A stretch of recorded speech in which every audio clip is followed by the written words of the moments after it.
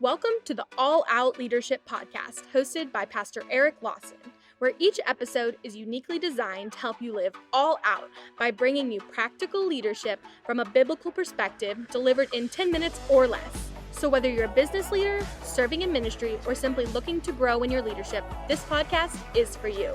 Before we dive into this week's topic, make sure to subscribe to the podcast and download the show notes at ericlawson.com/podcast. And while you're at it, feel free to share the content on social media. Now, let's join Pastor Eric for this week's conversation. Welcome to another edition of the All Out Leadership Podcast. And now we're coming to the end of David, lesson 145. 1 Chronicles 29, verse 26. And thus David, the son of Jesse, reigned over all Israel. And the period that he reigned over Israel was 40 years. 7 years he reigned in Hebron, 33 years he reigned in Jerusalem. And so he died in a good old age, full of days, riches, and honor, and Solomon, his son, reigned in his place. I love this. David died full. He died full of days. And unfortunately, most people die empty. They die empty emotionally, mentally, spiritually, many financially, relationally empty, but not David. He died full. When you live for God and the purpose of God, and you pursue God with all your heart, know this: you may not be the oldest person, when you die, but your life was fuller than most people. And it's not how long we live, but it's how full our life was. And David's life was full because it was full of God. He died rich, but his greatest riches were the riches of his good works that continued to impact generations to come. He died with honor and he died with a great name, but what made David's name truly great was that he made the name of the Lord great. He made the name of the Lord famous throughout the world, and the world had heard of the God of Israel because of the great things David had done. His success was not in himself alone. It was because he had a successor. And ultimately, his real greatest success was that through his succession, the lineage of Jesus Christ is found. The Messiah came into the world through the lineage of David. And so, again, what you ultimately see is David was full because he was full of God. He did great things that brought glory to God, and he had a great legacy. I want to close with a story of just a great story on legacy. In 1858, there was a man named Kimball, and he was just a Sunday school teacher, loved God, went to church, and taught a Sunday school class.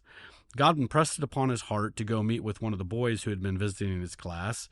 And he met with them, and the guy was working in a shoe department, and he met with him and he led him to Christ.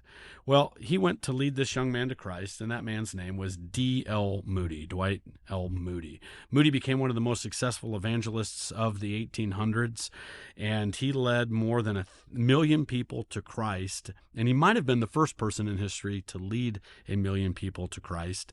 And while ministering, a man in New England in 1879 was awakened by the evangelistic zeal in the heart of Moody, and it ignited a passion in this man's heart, and his name was F.B. Meyer, and he was a pastor.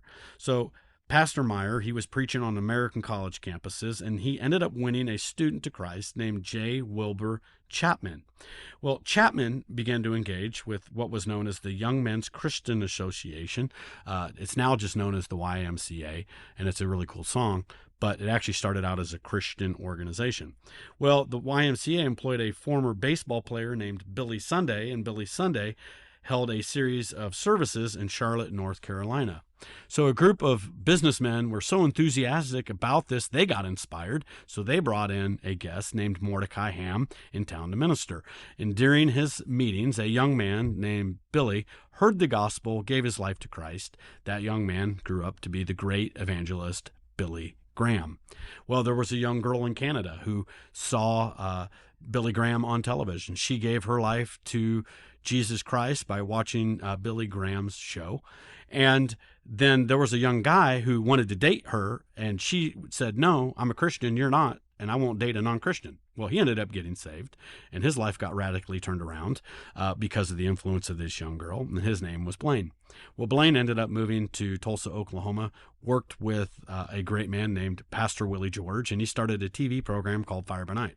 Well, there was this young kid, 16 years old in California, who started watching that TV show because he didn't have a youth group to attend. So as pastor of a small church, started getting him this videos. And that young man got fired up for God watching those Fire by Night videos. And here I am today. And so I can literally trace the influence of a Sunday school teacher in my life back to 1858. You have no idea the little decisions that you make for Christ, whether it's serving in kids ministry, serving in a youth ministry, being a greeter, being an usher, serving in a cafe, giving your tithes and giving your offerings. You have no idea the chain reactions that will outlive you. Kimball, he's getting dividends today on his stocks that he bought in the young man named D.L. Moody. And he was an investor on the ground floor, and he's been reaping dividends for the last 150 years. So you have no idea the impact that your life will have when you just say, God, I'll obey you. Here I am. Use me. Thank you for joining us on the All Out Leadership Podcast. We hope you gained new biblical insight that challenged you to grow in your leadership. If you've enjoyed this week's episode, we would love your help in getting the content out farther. You can help by subscribing to the podcast at ericlawson.com/podcast and telling others about it. Next week, Pastor Eric will be back with another episode. So until then, we hope you have a great week being an all-out leader.